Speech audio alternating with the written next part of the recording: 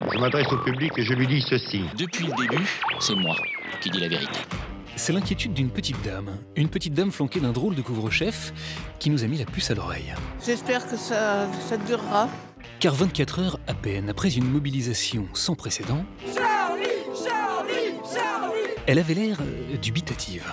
Demain ou après-demain, on n'aura pas tout oublié. Mais alors de quoi pouvait-elle avoir peur au juste? La marche avait réuni près de 4 millions de personnes. Oh là là, mais il y en a partout là. Et partout en France, les caméras avaient capté de magnifiques élans de fraternité. Voilà ce que doit être la France. Voilà ce que doit être la France. Fraternité, c'était d'ailleurs le mot de la semaine, au point qu'on en trouvait absolument partout. Dans les médias d'abord, des journalistes du monde entier étaient venus couvrir l'événement. Wir sind Charlie. En allemand, en anglais, en hébreu ou en russe. Tandis qu'en France, la télé continuait d'exprimer sa solidarité envers ses confrères décimés. Merci d'accueillir l'équipe de Charlie Hebdo. Jusqu'à organiser en prime time sur France 2 et Radio France une soirée spéciale Charlie. Patrick Pelou, Gérard Biard, Richard Malka. Non, vraiment, il n'y avait pas de raison de se faire de mots. J'espère que ça durera. D'autant plus que la fraternisation avait également pris place sur le terrain de la politique étrangère. Aux côtés de François Hollande, Angela Merkel et le président du Mali. Mais également de la politique intérieure. Une image pour le moins inattendue. On avait même, tenez-vous bien, embrassé les flics. Ils font un boulot exceptionnel, ils risquent leur vie pour nous. Voilà. Et moi je les remercie. En pleine manif, c'était cool et fraternel, mais néanmoins inédit. Ça j'avais jamais connu. Alors bien sûr, il y avait eu quelques petites exceptions. Marine Le Pen, elle voulait bien défiler, mais il lui fallait un Bristol et le tapis rouge. On lui a dit, va donc te faire reculer. Mais Marine Le Pen s'était fait tirer les oreilles par John Peter, le clasheur d'Europe 1. Bonjour Marine Le Pen. Bonjour. Vous n'avez pas honte? Pardon? Vous n'avez pas honte? Honte de quoi? Et tout était rentré dans l'ordre. Nous étions dans toute la France avec le peuple français. Alors de quoi cette dame avait-elle peur? Que la nouvelle une de Charlie ne soit pas fidèle à l'esprit du journal? C'est Mahomet. Je suis désolé, on l'a encore dessiné. Que personne ne s'y soit abonné? À 11h30, nous étions à 100 000 abonnés. 20 minutes après, on était à 115 000.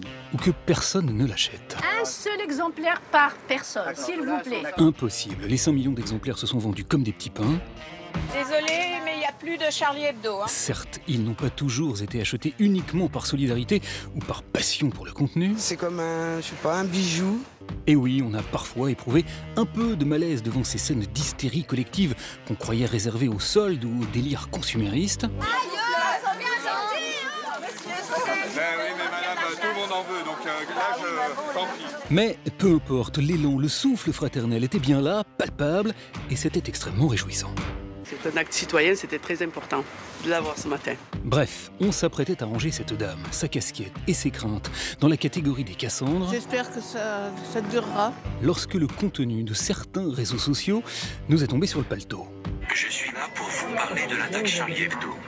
Ceci est un complot du gouvernement français. Patatras, elle avait bien raison d'avoir les jetons.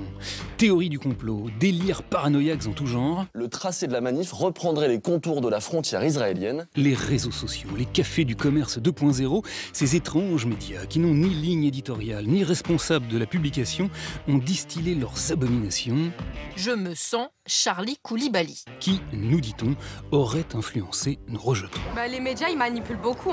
Trop de détails font que on croit au complot. On est plusieurs personnes à croire au complot. Et c'est pas tout. La fraternité s'est également méchamment fissurée dans certains médias anglo-saxons. Regardez par exemple le Télégraphe, qui met la une de Charlie, mais il n'y a que le texte. Avant de voler en éclats dans le monde arabe. Et dans tout le monde musulman, un seul organe de presse a osé publier la caricature du prophète. Eh oui, là-bas seul le quotidien turc Cumhuriyet s'est montré téméraire. Et cela, malgré une descente de police, une décision de justice et la condamnation du gouvernement turc. Le gouvernement turc, oui, celui-là même qui, dimanche dernier, envoyait son Premier ministre défiler à Paris. Demain ou après-demain, on n'aura pas tout oublié. Alors elle avait bien raison, la petite dame au chapeau. La fraternité, c'est fragile, surtout quand la fratrie est grande, car même après l'innommable, nul n'est prophète en son pays.